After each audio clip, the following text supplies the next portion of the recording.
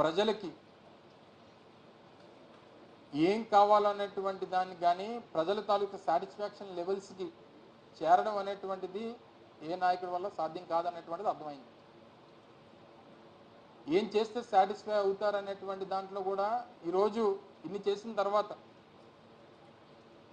చెప్పినటువంటి ప్రతి హామీని నిలబెట్టుకున్న తర్వాత, సరే మీరు అన్నట్టు 1 or 2 ఇష్యూస్ ఏదన్నా ఉన్నా ఈ స్థాయిలో నిలబెట్టుకున్న తర్వాత కూడా వారిని ఏ రకంగా మనం సాటిస్ఫై చేయలేకపోయాం అనేటువంటిది ఫలితాల్లో అర్థమవుతాం. సో దీన్ని ఏ రకంగా ఓవర్కమ్ చేయాలనేటువంటి దాని మీద, ఏ రకంగా దీన్ని ఏ రకంగా పాసిఫై చేయాలి, ఏ రకంగా కరెక్ట్ చేసుకోవాలనేటువంటి దాని మీద డెఫినెట్గా సమీక్ష జరుగుతుంది. అది గవర్నమెంట్ ఉద్యోగస్తుల లేకపోతే ఇంకొక వర్గం అనేటువంటిది డెఫినెట్గా దీని మీద అందరూ కలిసి మాట్లాడుకొని నిర్ణయాలు తీసుకుంటాం.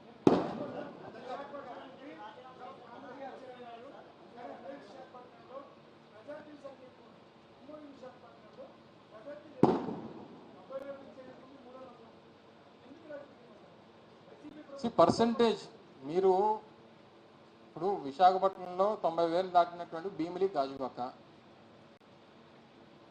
గాజువాక రాష్ట్రంలో 2 అతిపెద్ద నియోజకవర్గాలు. రాష్ట్రంలో అతిపెద్ద నియోజకవర్గం ఫస్ట్ భీమిలి, రాష్ట్రంలో 2 అతిపెద్ద నియోజకవర్గం గాజువాక. 3,55,000 ఓట్లు భీమిలిలో, 3,35,000 ఓట్లు గాజువాకలో ఉన్నాయి. మీరు పర్సంటేజ్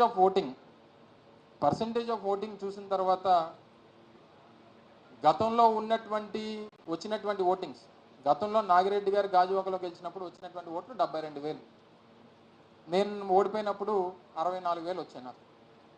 సో గతం కన్నా ఒక 8,000 ఓట్లు వైఎస్ఆర్ కాంగ్రెస్ పార్టీకి నష్టం కలిగింది.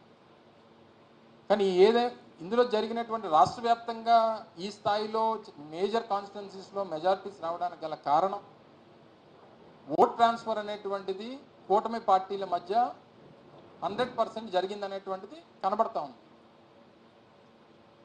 అంటే ఏ రాజకీయ పార్టీ పోటీ చేసినా వారితో కలిసి ఉన్నటువంటి మిగిలినటువంటి 2 రాజకీయ పార్టీలకు సంబంధించినటువంటి ఓట్ ట్రాన్స్ఫర్ అనేటువంటిది 100% వారికి జరిగింది.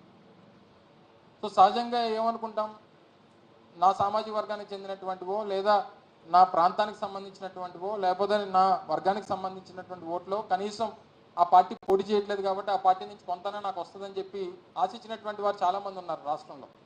అంటే మా పార్టీ తరఫు నుంచి పోటీ చేసినటువంటి వారు, ఇంక్లూడింగ్ నాతో సహా. ఆ ఓట్ ట్రాన్స్ఫర్ అనేది గతంలో 56,000 పల్లా శ్రీనివాస్ గారికి 2019లో వచ్చాయి, 58,000 ఓట్లు పవన్ కళ్యాణ్ గారికి వచ్చాయి. ఇవి 2 కలిపితే దాదాపు 1,20,000 ఓట్లు. 100% ఓట్ ట్రాన్స్ఫర్ అనేటువంటి జరిగిపోయింది. దాంతోపాటు గాజువాకకు సంబంధించి, అంటే స్పెసిఫిక్గా నేను గాజువాక నేను ఎందుకు చెప్తున్నానంటే నేను పోటీ చేసినటువంటి కాన్స్టిట్యున్సీ కాబట్టి అక్కడ ఉన్నటువంటి ఇష్యూస్, స్టీల్ ప్లాంట్ ఇష్యూ కానీ లేకపోతే ఇంకోటి కానీ, ఇప్పుడు వారికి కూడా అవకాశం వచ్చింది. సరే జగన్మోహన్ రెడ్డి గారు వచ్చి మీరు కూటమికి ఓటేస్తే మీరు ప్రైవేటైజేషన్కి మద్దతు పలికినట్టే అనేటువంటి మాట చెప్పినా కూటమికి ఓటేశారు. కానీ ఈరోజు కేంద్రంలో ఉన్నటువంటి పరిస్థితులు, తెలుగుదేశం పార్టీ అవసరం ఈరోజు కేంద్రంలో భారతీయ జనతా పార్టీ పడింది. ఈరోజు తెలుగుదేశం పార్టీని నిన్న జరిగినటువంటి ఎన్డీఏ సమావేశంలో, సరే నిన్న ఇనీషియల్గా ఆ డిస్కషన్ జరగకపోవచ్చు, కానీ రేపు ప్రభుత్వం ఏర్పాటు చేసిన తర్వాత ప్రధానమంత్రి గారిని, ఎన్డీఏని మేము కోరేది ఏంటంటే, ఈరోజు తెలుగుదేశం పార్టీ అవసరం కేంద్రంలో పడింది కాబట్టి, కేంద్ర ప్రభుత్వం ఏర్పాటు అవ్వడానికి పడింది కాబట్టి ఇప్పటికన్నా స్టీల్ ప్లాంట్ ప్రైవేటీకరణ విషయంలో వారు ఇచ్చేటువంటి మద్దతుని వారు ఒక రీజనింగ్, వారికి ఒక కారణంగా